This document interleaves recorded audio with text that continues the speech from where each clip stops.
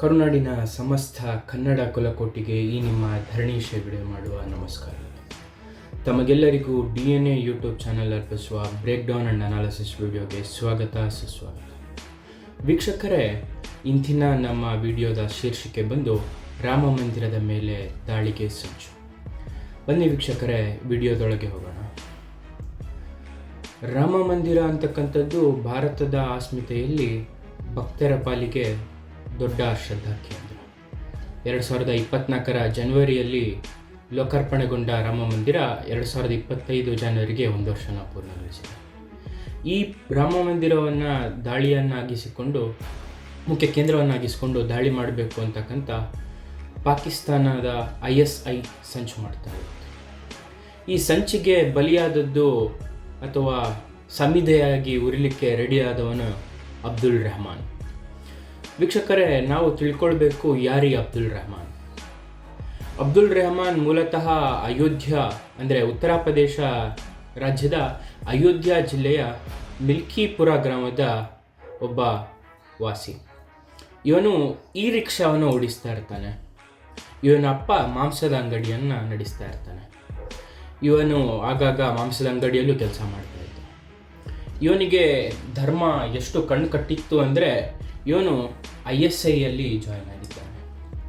ಇವನಿಗೆ ಇದ್ದಂತಹ ಲಿಂಕ್ಸ್ಗಳು ಚಿಕ್ಕ ಪುಟ್ಟದ್ದಲ್ಲ. ISI, ISKP ಅಂತಹ ದೊಡ್ಡ ದೊಡ್ಡ ಲಿಂಕ್ಗಳು. ವೀಕ್ಷಕರೇ, ISI ಅಂದರೆ ಏನು? ಇಂಟರ್ ಸರ್ವಿಸ್ ಇಂಟೆಲಿಜೆನ್ಸ್ ಅಂತಕ್ಕಂತಹ ಒಂದು ಮಾಡ್ಯೂಲ್ನ ಹೆಸರು. ಕೇಳಲಿಕ್ಕೆ ತುಂಬ ಆಕರ್ಷಣೀಯವಾಗಿರ್ಬೋದು, ಆದರೆ ಇದು ಫಂಡ್ ಮಾಡುವಂಥದ್ದೆಲ್ಲ ಜಿಹಾದ್ ಕೃತ್ಯಗಳನ್ನು. ಜಿಹಾದ್ ಅಂದರೆ ಕಾಫಿರರು ಅಂದರೆ ಒಂದು ಧರ್ಮವನ್ನು ಯಾರು ಪಾಲಿಸಲ್ವೋ ಅವರಿಗೆ ಕಾಫಿರರು ಅಂತ ಹೇಳ್ತಾರೆ. ಆ ಕಾಫಿರರ ವಿರುದ್ಧ ಯುದ್ಧ ಮಾಡುವುದನ್ನೇ ಜಿಹಾದ್ ಅಂತ ಹೇಳ್ತಾರೆ. ಈ ಜಿಹಾದಿಗೆ ಫಂಡಿಂಗ್ ನೀಡುವಂತಹ ಆರ್ಗನೈಸೇಷನ್ ಬಂದು ISI, ಇಂಟರ್ ಸರ್ವಿಸ್ ಇಂಟೆಲಿಜೆನ್ಸ್. ಇದರ ಒಂದು ಪ್ರಾಂತ್ಯ ಅಂದರೆ ಪ್ರಾಂತ್ಯಗಳನ್ನು ಮೇಂಟೈನ್ ಮಾಡಲಿಕ್ಕೆ ಅಂತ ಡಿವಿಷನಲ್ ಸಂಸ್ಥೆಗಳ ಥರ ಅವರಲ್ಲಿಯೂ ಮಾಡ್ಯೂಲ್ಗಳು ಮಾಡ್ಕೊಂಡಿದ್ದಾರೆ. ಅದರಲ್ಲಿ ಒಂದು ISKP, ಇಸ್ಲಾಮಿಕ್ ಸ್ಟೇಟ್ ಖುರಾಸಾನ್ ಪ್ರಾಂತ್ಯ ಇದರ ಹೆಸರು. ಇದಕ್ಕೆ ಈ ಅಬ್ದುಲ್ ರೆಹಮಾನ್ ಜೋಡಿಸ್ಕೊಳ್ತಾನೆ. ಇವನಿಗೆ ಪ್ರತಿನಿತ್ಯವೂ ಆನ್ಲೈನ್ನಲ್ಲಿ ಸೆಮಿನಾರ್ಗಳು, ಬಾಂಬನ್ನು ಹೇಗೆ ತಯಾರಿಸಬೇಕು, ಎಲ್ಲಿ ಬಾಂಬನ್ನು ಇಡಬೇಕು, ಹೇಗೆ ಪ್ಲ್ಯಾಂಟ್ ಮಾಡಬೇಕು, ಯಾವ ವಸ್ತುಗಳಿಂದ ಬಾಂಬನ್ನು ತಯಾರು ಮಾಡಬೇಕು ಅಂತಕ್ಕಂತಹ ಮಾಡ್ಯೂಲ್ಗಳನ್ನು ಆನ್ಲೈನ್ ಮುಖಾಂತರ ಇವನಿಗೆ ಹೇಳ್ಕೊಡಲಾಗುತ್ತೆ. ವೀಕ್ಷಕರೇ, ನಾವಿಲ್ಲಿ ಗಮನಿಸಬೇಕು, ಈ ಜಿಹಾದ್ ಮಾಡಲು ಸಮಿಧೆಯಾಗಿ ಉರಿಬೇಕು ಅಂತಕ್ಕಂತಹ ಆಸಕ್ತಿ ಈ ಟೆರರಿಸ್ಟ್ಗಳಲ್ಲಿ ಯಾಕೆ ಬರುತ್ತೆ? ಇವರಲ್ಲಿ ಆಫ್ಟರ್ ಲೈಫ್ ಅಂದರೆ ನೀವು ಸತ್ತ ನಂತರ ಕೂಡ ಒಂದು ದೊಡ್ಡ ಏನು ಹೇಳ್ತಾರೆ ಪ್ರೈಸ್ ಪೂಲ್ ಥರ ಒಂದು ಆರ್ಗನೈಸೇಷನಲ್ಲಿ ಸೆಟ್ ಮಾಡ್ತಾರೆ. ಅವ್ರ ತಲೆಯಲ್ಲಿ ತುಂಬ್ತಾರೆ. 72 ಹೂರುಗಳು ಸಿಗ್ತಾರೆ, 130 ಅಡಿ ಮೇಲಿರ್ತಾರೆ. ಅವರ ಇಂಜಿಲು ಕೂಡ ವಾಸನೆ ಬರಲ್ಲ, ಇಂಜಿಲೇ ಬರಲ್ಲ. ಈ ಥರ ಅವರಿಗೆ ಭೂಲೋಕದಲ್ಲಿರೋರಿಗೆ ಸ್ವರ್ಗಲೋಕದ ಆಸೆಯನ್ನು ಹುಟ್ಟಿಸ್ತಾರೆ.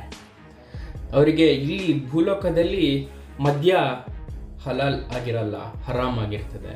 ಆದರೆ ಸ್ವರ್ಗದಲ್ಲಿ ಅವರಿಗೆ ಮದ್ಯ ಸಿಗ್ತದೆ.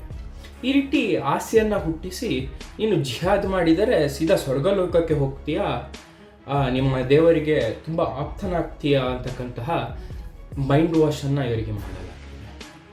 ಈ ರೆಹಮಾನ್ ಕೂಡ ಇದರ ಸಂಚಲ್ಲಿ ಒಬ್ಬ ಪಾರ್ಟ್ ಆಗ್ತಾನೆ. ಈ ಮಾಡ್ಯೂಲ್ಗಳು ಹೇಗೆ ವರ್ಕ್ ಆಗುತ್ತೆ ಅಂದರೆ ಇವನ ಕೇಸಲ್ಲೇ ನೋಡ್ಬೋದು. ಇವನು ಅವನ ಮಿಲ್ಕಿಪುರ ಅಂದರೆ ಅಯೋಧ್ಯ ಗ್ರಾಮವನ್ನು ಬಿಟ್ಟು, ಅಯೋಧ್ಯ ಜಿಲ್ಲೆಯನ್ನು ಬಿಟ್ಟು ಫರೀದಾಬಾದ್ನಲ್ಲಿ ಬಂದು ನೆಲೆಸಿರ್ತಾನೆ. ಶಂಕರ್ ಅಂತಕ್ಕಂಥ ಹೆಸರು ನೋಡಿ, ಶಂಕರ್. ನೀವು ನೆನಪಿರ್ಬೋದು, ಒಂದು ಬೋಟ್ನಲ್ಲಿ ಒಂದಷ್ಟು ಟೆರರಿಸ್ಟ್ಗಳು ಬರ್ತಾರೆ ತಾಜ್ ಹೋಟೆಲ್ನ ಮೇಲೆ ದಾಳಿ ಮಾಡಲಿಕ್ಕೆ. ಅವನು ಕೈಯಲ್ಲಿ ಕಲಮವನ್ನು ಕಟ್ಕೊಂಡಿರ್ತಾನೆ. ನೋಡಿದವರು ಏನು ಅಂದ್ಕೊಳ್ಬೇಕು, ಓ ಹಿಂದೂ ಟೆರರಿಸ್ಟ್. ಆದರೆ ಮಾಡಿದವನು ಗೊತ್ತಿದೆ ನಿಮಗೆ ಹೆಸರು. ಈ ರೀತಿಯಲ್ಲಿ ಅಬ್ದುಲ್ ರೆಹಮಾನ್ ಶಂಕರನಾಗಿ ಫರೀದಾಬಾದ್ನಲ್ಲಿರ್ತಾನೆ. ಈ ಮಾಡ್ಯೂಲ್ಗಳ ಸೆಮಿನಾರ್ಗಳನ್ನು ತಗೊಳ್ತಾ ಇರ್ತಾನೆ. ಹಾಗೂ ಅಯೋಧ್ಯ ರಾಮ ಮಂದಿರಕ್ಕೆ ಭೇಟಿ ಕೊಟ್ಟು ಅಲ್ಲಿನ ನಕ್ಷೆಗಳು ಹಾಗೂ ಮ್ಯಾಪ್ಸ್ ಏನಿದೆ, ಅಲ್ಲಿನ ವಿಡಿಯೋಗಳೇನಿದೆ, ಇದೆಲ್ಲವನ್ನು ಅವನ ಫೋನ್ನಲ್ಲಿ ಸ್ಟೋರ್ ಮಾಡಿ ಇಟ್ಕೊಂಡಿರ್ತಾನೆ. ವೀಕ್ಷಕರೇ, ಇಷ್ಟೇ ಆಗಿದ್ದರೆ ದೊಡ್ಡ ಕೆಲಸ ಆಗ್ತಾ ಇರಲಿಲ್ಲ. ಇವನ ವಶಕ್ಕೆ ಪಡೆದುಕೊಳ್ಳಲು ಹೋದ ATF ಮತ್ತು STFಗಳಿಗೆ ಸಿಕ್ಕಂಥದ್ದು. ATS ಅಂದರೆ ಆ್ಯಂಟಿ ಟೆರರಿಸಮ್ ಸ್ಕ್ವಾಡ್, ಇದು ಗುಜರಾತ್ನ ಒಂದು ಸ್ಕ್ವಾಡ್ ಆಗಿತ್ತು. ಹಾಗೂ STF ಬಂದು ಹರಿಯಾಣದ ಸ್ಪೆಷಲ್ ಟಾಸ್ಕ್ ಫೋರ್ಸ್ ಆಗಿತ್ತು.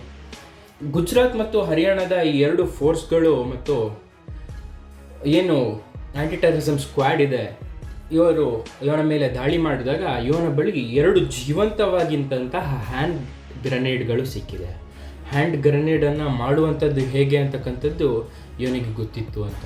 ಅಂದರೆ ಈ ಆನ್ಲೈನ್ ಸೆಮಿನಾರ್ನಲ್ಲೇ ಇವನು ಅದಕ್ಕೆ ಬೇಕಾದಂತಹ ವಸ್ತುಗಳನ್ನು ಕ್ರೋಢೀಕರಿಸಿ, ಅದಕ್ಕೆ ಬೇಕಾದಂತಹ ಹಣವನ್ನು ಕ್ರೋಢೀಕರಿಸಿ ಒಂದು ಹ್ಯಾಂಡ್ ಗ್ರೆನೇಡನ್ನೇ ಸಿದ್ಧ ಮಾಡಿ ಇಟ್ಕೊಂಡಿದ್ದ, 2 ಹ್ಯಾಂಡ್ ಗ್ರೆನೇಡ್ಗಳನ್ನು. ವೀಕ್ಷಕರೇ, ಒಮ್ಮೆ ಗಮನಿಸಿ, ಅವನೇನಾದರೂ ರಾಮ ಮಂದಿರದಲ್ಲಿ ಇವುಗಳನ್ನು ಸ್ಫೋಟ ಮಾಡಿದ್ದಾರೆ ಅಥವಾ ಒಂದು ಬಾಂಬನ್ನು ಸ್ಫೋಟ ಮಾಡಿದರೆ ಭಾರತದ ನಕ್ಷೆ ಇಡೀ ಒಂದು ಧರ್ಮಗಳ ಗಲಭೆ ಹೇಗೆ ಹತ್ಕೊಳ್ತಾ ಇತ್ತು ಅಂತ.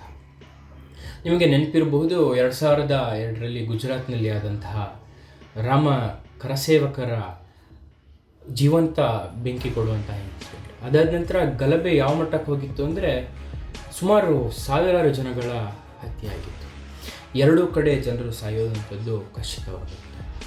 ಆದ ಕಾರಣ ಈ ಹಂತದಲ್ಲಿ ಇದನ್ನು ತಡೆಗಟ್ಟಲಿಕ್ಕೆ ಭಾರತದ ಸೆಕ್ಯೂರಿಟಿ ಫೋರ್ಸ್ಗಳದ್ದು ತುಂಬ ಗಮನೀಯವಾದಂತಹ ಪರ್ಫಾರ್ಮೆನ್ಸ್ ಅಂತಲೇ ಹೇಳ್ಬೋದು.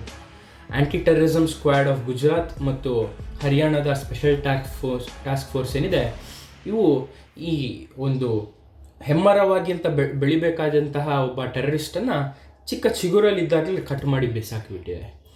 ಏನು ಫರೀದಾಬಾದ್ನಲ್ಲಿ ಇವನಿಗೆ ಅಟ್ಯಾಕ್ ಮಾಡಿ ಇವನಲ್ಲಿದ್ದ 2 ಜೀವಂತ ಗ್ರೆನೇಡ್ಗಳೇನಿತ್ತು ಅವನ ಮನೆಯಲ್ಲಿ, ಅವುಗಳನ್ನು ವಶಕ್ಕೆ ಪಡೆದುಕೊಂಡಿವೆ.